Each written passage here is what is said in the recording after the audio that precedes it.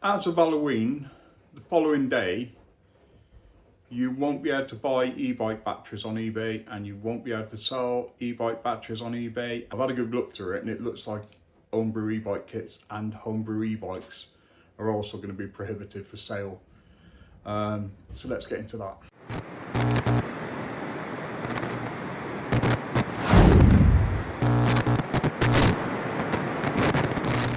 The UK government have looked at doing a consultation about e-bike batteries, importation, etc.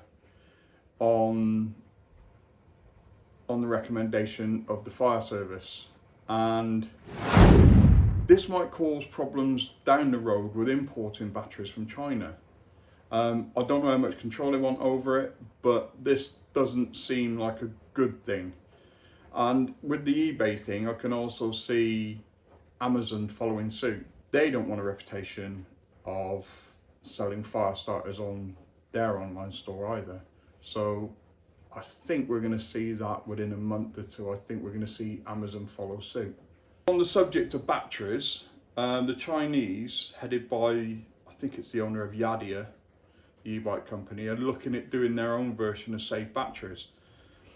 And it looks like a good thing. I mean, it'll cover all the Chinese e-bike companies for what they put on their e-bikes. They're not going to be just offered the cheapest option. They're going to be offered something that looks like, to me, far more superior than the UL standard, which is going to be on the new Ebike LE20. Don't be wrong, any standard's good when it comes to batteries. I think the thing that's needed more about batteries is understanding the battery chemistry and how batteries work, and how people are just throwing these batteries on e-bikes, not knowing the consequences, not using a decent blender when they've added a second battery.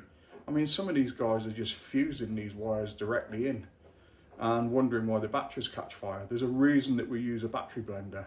So yeah, the government's looking at clamping down on e-bike batteries, but as of now, as of the consultations the Conservatives started, nothing's happening.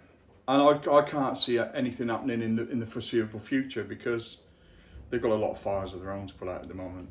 So e-bikes are sort of the last thing on their mind. And while I think they spunked billions on what's essentially a mechanical tree, they've got sort of an answer in front of them to keep emissions down by sorting out the misconceptions of e-bikes, what the e-bike law is, because it's still all over the place. You can argue that it's this and this, but it's not exactly a common playing field, is it? You know, there's rules for this, there's rules for that, there's bypasses for this. If I take it to there, I can get the throttle unlocked and have the lock if I have this registration with it. Nothing's common.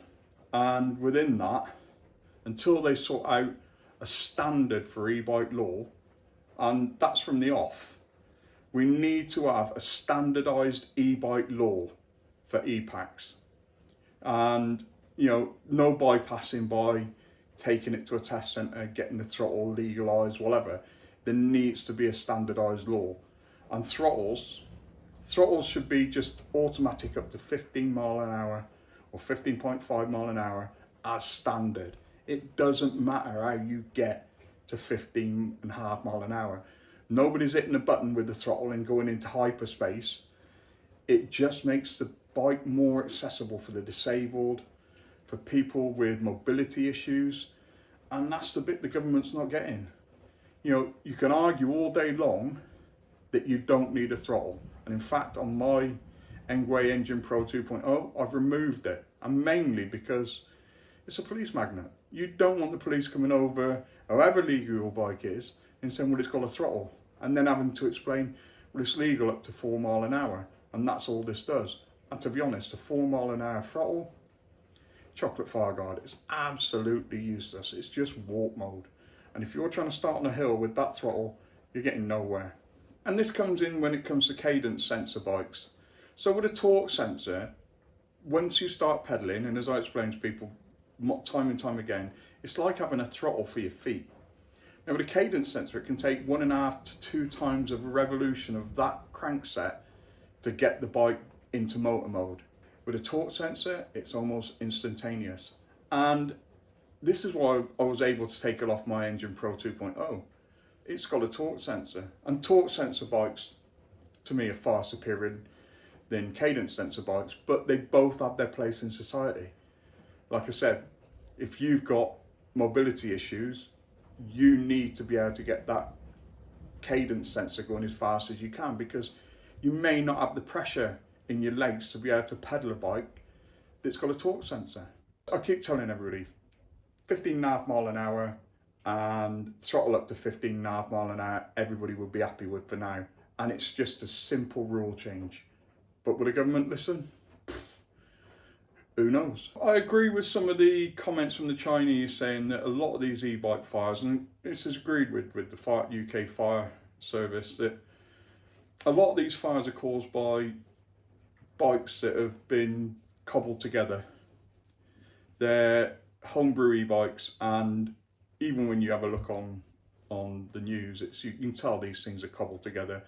And they're normally, I mean, I'm not trying to put one demographic into a ball here, but delivery riders, they all ride around on these bikes that are high wattage and wonder why they get the bikes taken off them, but it's their bikes that are catching fire more than any other. And this is because they've used the cheapest components, the easiest way of doing the job, and they just want to make money. I understand that, but the rest of the e-bike community gets demonised. And I don't think that's fair on us. I don't think it's fair on them, really. I mean, if they haven't got the sense to cobble together a decent bike, it's on them. But they'll all go on these e-bike forums and what's the cheapest way of doing this? And somebody will say, what's the cheapest way of doing that? Just put this wire to this wire and this wire to this wire. No battery blenders, nothing. And within that, you've just got this state of play that's just not going to go away. It's going to be continual bike fires while nobody's really looking at the delivery rider marketplace. They're looking at everybody, and it's not everybody that's got the e-bike fire problem. The majority is homebrew e-bikes. So as far as I'm concerned at the moment, the e-bike consultation is dead in the water, and it's going to stay that way for the foreseeable future. E-bike law in the UK is going to stay the messy same it is at the moment. And you'd have thought if any government had any sense and wanted to do anything, and I mean anything, that was environmentally friendly, it would be to change the law on e-bikes. And until I keep saying this, until they find a way of monetizing it, it's going to stay the same. So that's it. That's the news so far. I'll put some links in the description to the stuff that I've been reading. It's quite interesting. And then my next review, I'm going back to do a redo on another bike. Bet you can't guess what it is. Anyway, until the next time.